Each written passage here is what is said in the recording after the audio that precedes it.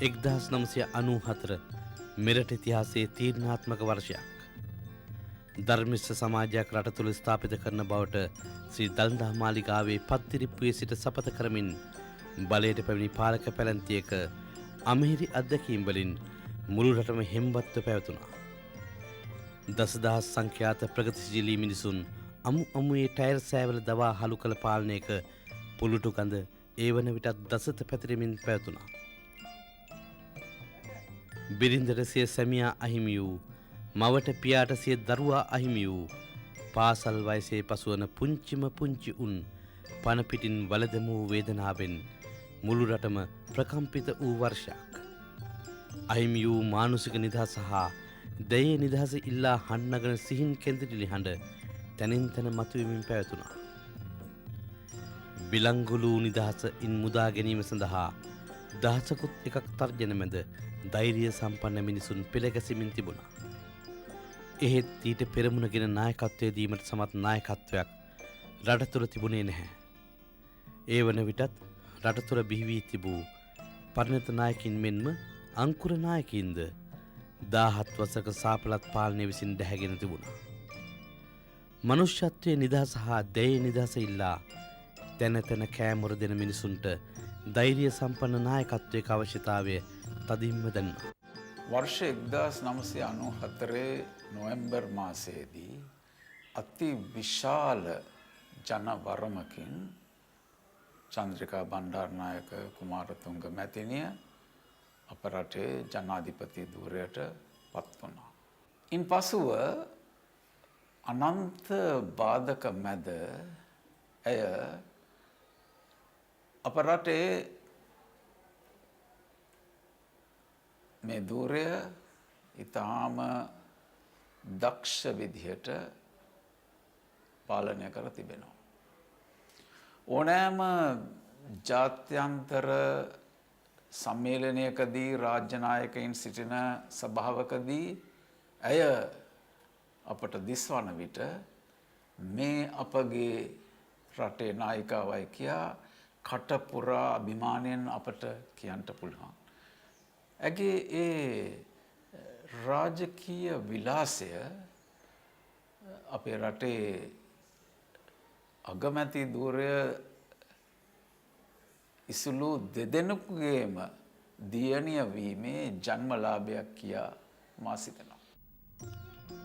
ඒ වන විටත් අසංවිධිත ලෙස මුළු රට පුරාම නැගෙමින් තිබුණු ආණ්ඩු විරෝධය එක් මිටකට ගොනු කොට බල සම්පන්න ජනතා බලයක් බවට පත් කිරීම යුගයේ අවශ්‍යතාවක් බවට පත්ව තිබුණා. චන්ද්‍රිකා බණ්ඩාරනායක කුමාරතුංග තත්කාලීන යුගයේ ඒ ඓතිහාසික අවශ්‍යතාවය ඉටු කරමින් එය එකී ජනතා බලවේගයේ නායකත්වය සැපයුවා. බණ්ඩාරනායක චින්තනයෙන් පෝෂණය වූ රාජතාන්ත්‍රික නිපුණත්වයෙන් අත්දැකීම්ලත් ඇයට එය තරම් අපහසු කාර්යයක් වුණේ නැහැ. පාලක පැලැන්තියේ මුර්ග මර්දනයට එරෙහිව පෙරමුණගත් ඇය නිසා එතෙක් හුදකලාවෙන් නිදහස උදෙසා සටන් කළ ප්‍රගතිශීලී මිනිසුන්ට මහත් ධෛර්යයක් ලැබුණා. මං හිතන්නේ අපි ආපසු බැලුවොත් 94 තමයි ලංකාවට ඒකාතකින් තීරණාත්මක විදිහට මං හිතන්නේ ජනාධිපති ඉදිරිපත් වෙලා විශේෂයෙන්ම සුළු ජාතීන්ගේ ප්‍රශ්න වලට විසඳුමක් හැටියට ඉදිරිපත් කරපු පොදු පෙරමුණේ ව්‍යවස්ථාව තමයි මං හිතන්නේ හුඟක් දුරට ඈට ඒ තරම්ම මේ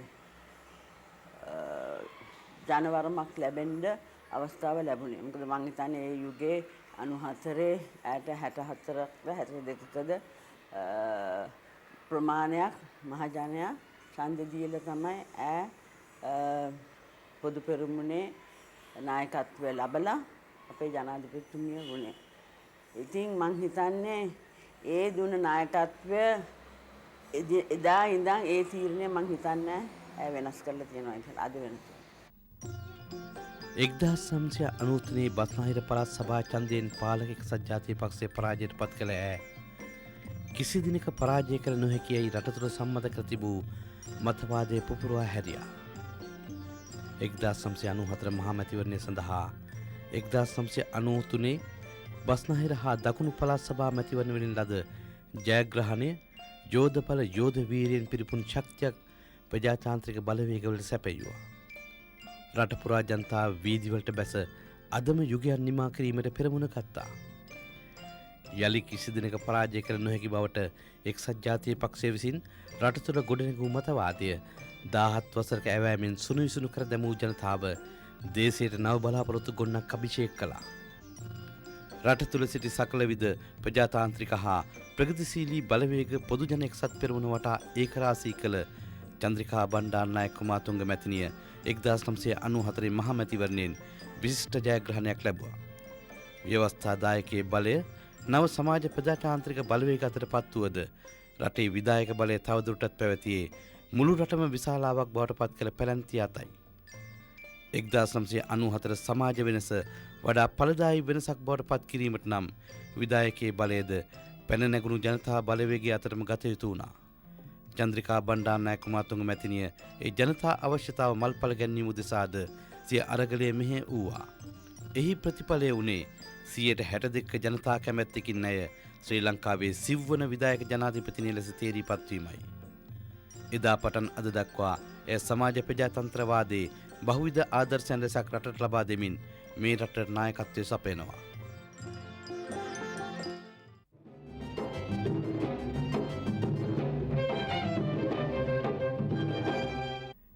නිදහස හා ප්‍රජාතන්ත්‍රවාදී යලි රාජ්‍ය තන්ත්‍රය තුළ තහවුරු කළද තවත් ව්‍යුහගතව ප්‍රශ්න රාශියකින් රට පෙළමින් පැවතුණා.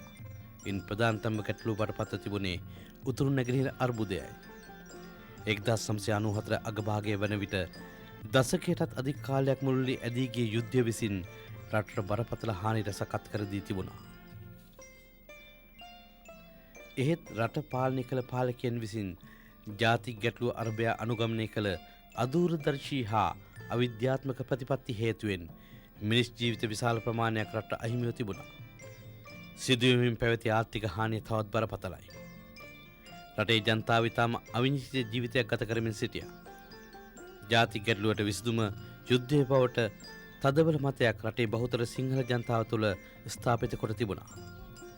දෙමළ ජනතාවගේ සාධාරණ ගැටලු නිරාකරණය කිරීම උදෙසා මේ මතවාදය තීරණාත්මක බලපෑමක් එල්ල කළා. ඇය විසින් මෙම යුද මානසිකත්වය රටින් තුරන් කිරීම සඳහා අප්‍රතිහත ධෛර්යයෙන් යුතුව කටයුතු කළා.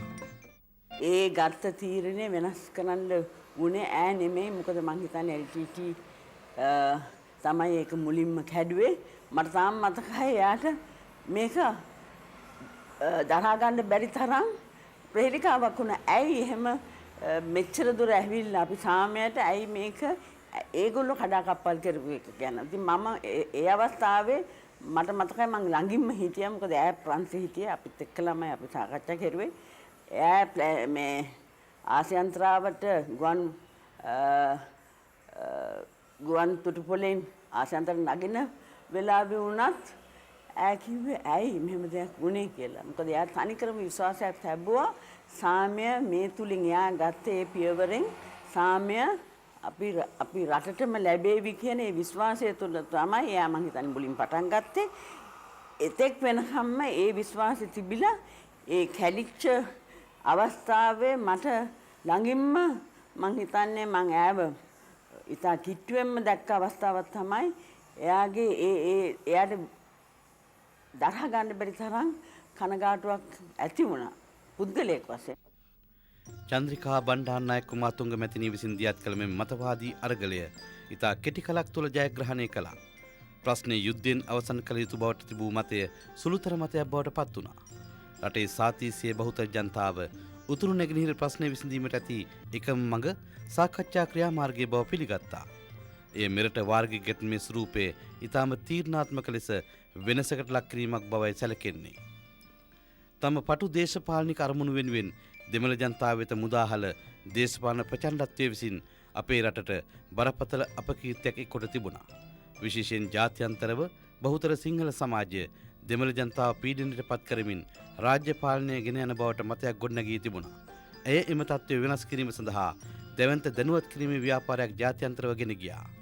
එහි ප්‍රතිඵලයක් ලෙස එතෙක් ලෝක ප්‍රජාව ඉදිරියේ ගොඩනැගී තිබූ කොළඹ කේන්ද්‍රීය සිංහල අධිපති රාජ්‍ය ව්‍යුහය පිළිබඳ මතය මුළුමනින්ම බිඳ වැටුණා. එයද මෙරට වාර්ගික අර්බුදය විසඳීමේදී සියලු ජන කොටස්වල අයිතීන් සුරක්ෂිත කිරීමට මහා රුකුලක් වෙමින් පවතිනවා.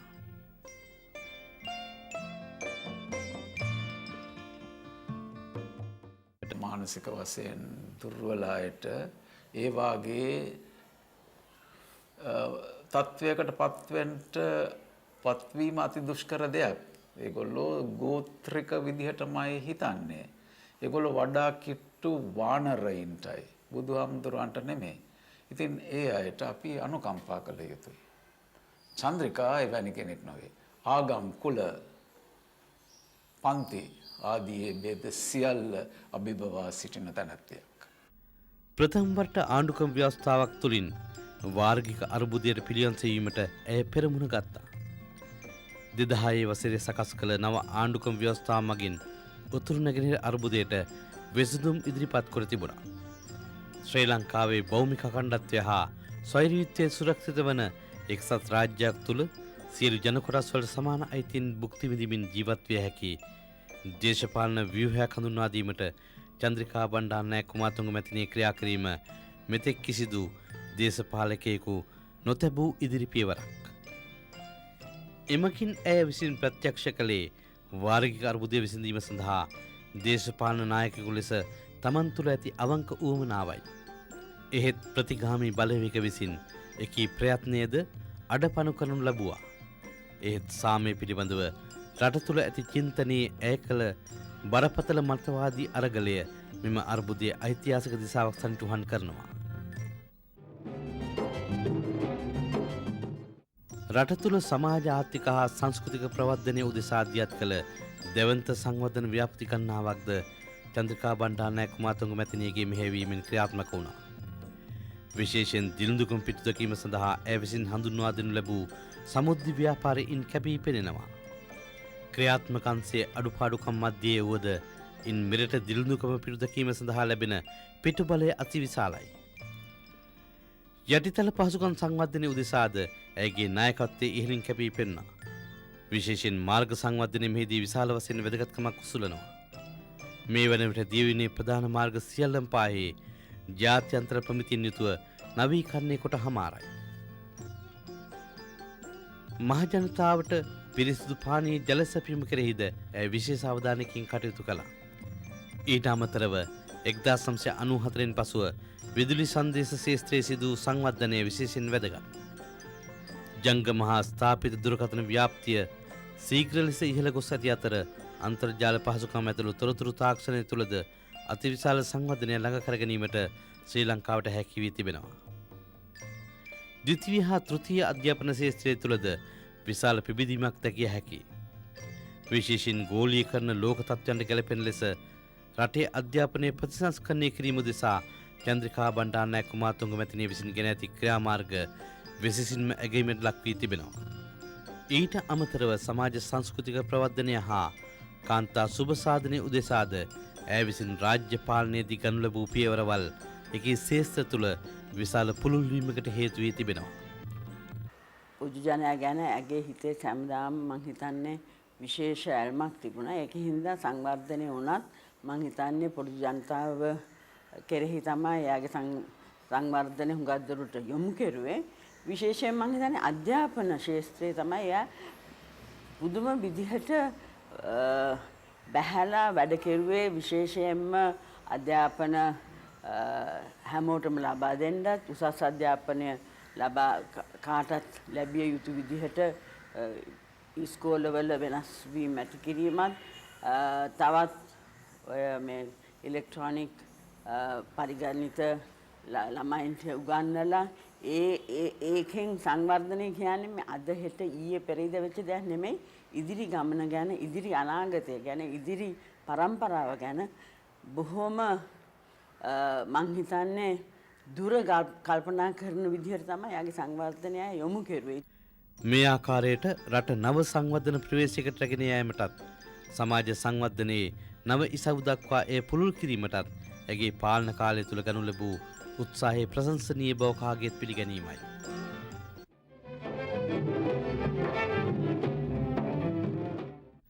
රාජ්‍ය නායිකාවක ලෙස චන්ද්‍රිකා බණ්ඩාරනායක කුමාරතුංග මැතිණිය විසින් විසඳ කළ නිපුණත්වය 1999 වසරේදී ඇය යළිත් රාජ්‍ය නායිකාව ලෙස රටේ ජනතාව විසින් තෝරා ගැනීමෙන් ප්‍රත්‍යක්ෂ වෙනවා. කොටි සංවිධානය විසින් ඇයව ඝාතනය කිරීම දරන ලද උත්සාහයේදී මේ රටේ පක්ෂ විපක්ෂ ભેදකින් තොරව ජනතාව කම්පනයට පත්වීමෙන් ඇය තවදුරටත් රටට අවශ්‍ය බව ප්‍රත්‍යක්ෂ කළා. 2000 වසරේ පැවති මහමැතිවරණයේදී ඇගේ ආණ්ඩුවට යලි පාලනය බාර දෙමින් තවදුරටත් රටට නායකත්වය දීම මේ රටේ ජනතාව අනුමත කළා. එහෙත් 2001 වසරේ ඇති වූ ව්‍යවස්ථාදායක කුමන්ත්‍රණයකින් අනතුරුව ආණ්ඩුව බිඳවැටුණු අතර චන්ද්‍රිකා බණ්ඩාරනායක කුමාරතුංග මැතිණියගේ රාජ්‍ය පාලන කාලයේ නව පරිච්ඡේදයක් ඒ සමග ආරම්භ වුණා. ප්‍රථම වරට විධායකය හා ව්‍යවස්ථාදායක ප්‍රතිවිරුද්ධ පක්ෂ දෙකින් යුතුව අලුත්ම රාජ්‍ය පාලන අත්දැකීමක් රටට ගෙන ඒමට එකී දේශපාලන ප්‍රවණතාවය සමත් වුණා. බහුවිධ නොගැලපීම් හා බාධා කිරීම මැද ඇය විසින් අදාළ කාලය තුල ප්‍රදර්ශනය කළ ඉවසීම හා නිහතමානීකම මේ රටේ නව දේශපාලන සංස්කෘතියක අංග ලක්ෂණ ගෙන හැරපෑවා. විශේෂයෙන් 2001 වසරේ අවසන් කාලයේ සිට 2004 අප්‍රේල් දක්වා කාලය තුල මේ රට කිහිප විටක් අර්බුදයට ගියා. විශේෂයෙන් ජාතික ආරක්ෂාව හා රටේ ස්වෛරීත්වය සම්බන්ධයෙන් පැන්නගනු ගැටලු රැසකට ප්‍රතිකර්ම මේ රටේ ප්‍රගතිශීලී ජනතාව ඇයගෙන් අපේක්ෂා කළා. ඒ වන විටත් පැවති ආණ්ඩුවට එරෙහිව රට තුල සකල විද උද්ඝෝෂණ පැන නැගුණා. රාජ්‍ය දේපල විකුණා දැමීම, ජාතික ආරක්ෂාවට එල්ල වූ තර්ජන, ජාතික ගැටලුව සංකීර්ණ ඉසව්ව දක්වා වැඩි වර්ධනය වීම විසින් රට බරපතල අස්ථාවර බවට ඇද දැමුවා. මෙම අරාජික බවින් රට මුදවා ගැනීම සඳහා ඒ වන විටත් රට තුල ප්‍රගතිශීලී බල කඳවුරක් නිර්මාණය වෙමින් පැවතුණා. මේ තත්ත්වය තුලද 1994 මෙන් රටට ඍජු දේශපාලන නායකත්වයක අවශ්‍යතාවය තදින් දන්නා. මේ වරද චන්ද්‍රිකා බණ්ඩාරනායක කුමාරතුංග මැතිණියගේ දේශපාලන නායකත්වය රට විසින් බරපතල ලෙස ඇයගෙන් ඉල්ලා සිටියා. ඇය විසින් එක්සත් ජනතා නිදහස් සන්ධානයට නායකත්වය දෙන්නේ මෙවන් පසුබිමක් තුලයි. 2004 අප්‍රේල් පැවති මැතිවරණයේදී යලිත් වතාවක් ඇයගේ නායකත්වයෙන් යුතු සන්ධානයට මේ රටේ රාජ්‍ය පාලනය ලබා දීමට මේ රටේ ජනතාව තීරණය කළා. එක්සත් ජනතා නිදහස් සන්ධානය නම් ප්‍රගතිශීලී ආණ්ඩුව බලයට පත්වන්නේ මෙවන් දේශපාලන පසුබිමක් කේන්ද්‍ර කොටගෙනයි. සන්ධානය පටන් ගන්නදී වුණත් ඇගේ මන් දන්න තරමින් ඇගේ ප්‍රගතිශීල වාමාංශික අදහස් තියෙන කෙනෙකුට තවත් ඊට වඩා JVP වගේ පක්ෂයක් එක්කලා සන්ධානයක් ඇති කරන්න ලොකු ප්‍රහෙලිකාවක් වෙන කෙනෙක් නෙමෙයි. මොකද උඟා දුරට මං හිතන්නේ ඒගොල්ලන්ගේ අරමුණ එකයි.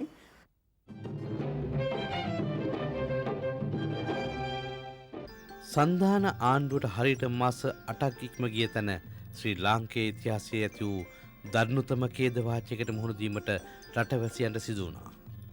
ඒ පසුගිය වසරේ දෙසැම්බර් 26 වෙනිදා ඇති වූ සුනාමි ඛේදවාචකයයි.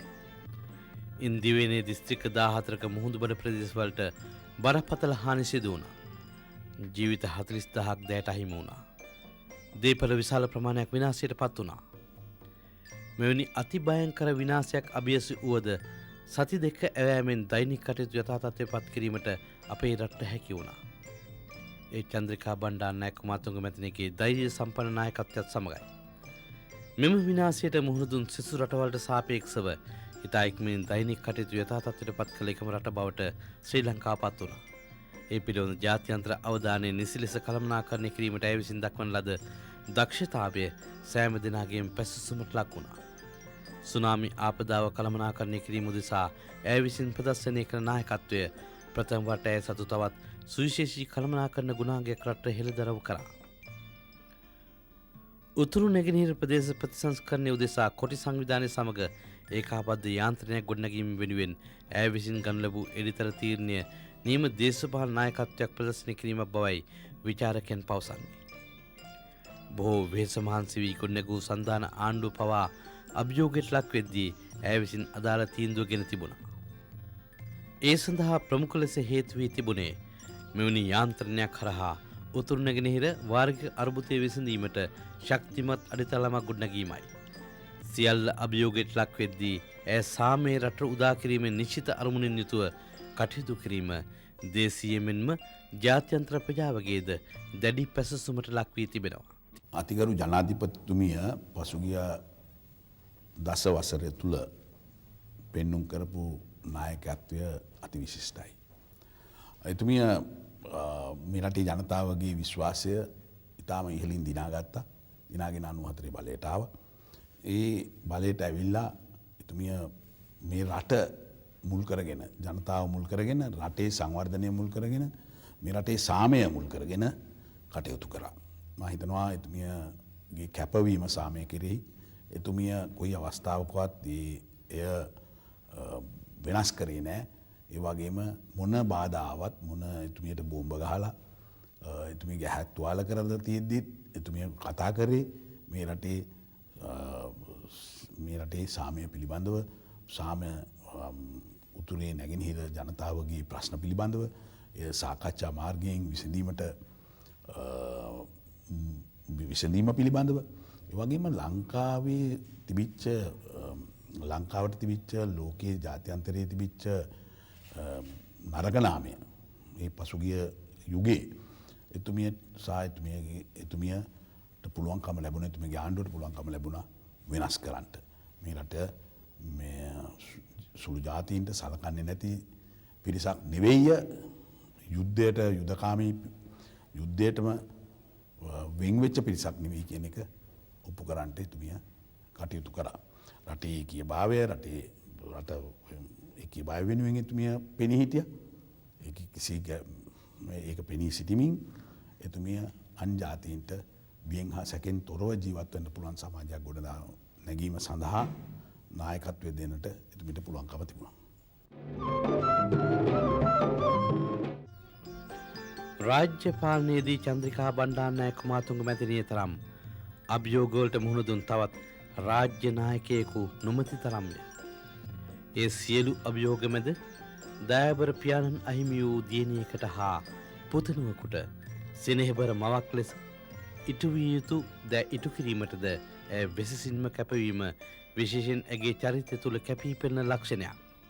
තම දරුවන් වෙනුවෙන් පියාගේ මෙන්ම මවගේද යුතුකම් හා වගකීම් ඉටු කරන්නේ කිසිදු අඩුවක් ඔවුන් වෙනුවෙන් ඉතිරි නොකරමිනි. එසේම එදිනදා ජීවිතයේදී සිය රාජකාරී ඉටු කිරීමේදී ඇය විසින් විසඳ කරන නිහතමානීකම හා පන්නත බව අන් රාජ්‍ය නායකයන්ටද ආදර්ශයකි. එතුමිය ඉතාමත්ම කරුණාවන්ත පුද්ගලයෙක්. මම මේ අක නිසා කියනව නෙවෙයි. එතුමියගේ හිත සන්තෝෂ කරන්න කියනවා. ඇත්තටම එයා ඉතාමත්ම කරුණාවන්ත පුද්ගලයෙක්. හැමෝ ගැනම බරපතල් විදියට සොයලා බලනවා. ඒගොල්ලන්ගේ ලෙඩ දුක්, ඒගොල්ලන්ගේ ගෙවල් දොරවල් වල තත්වය ඕනෑම උදව්වක් කරන්න එතුමිය ඉදිරිපත් වෙනවා.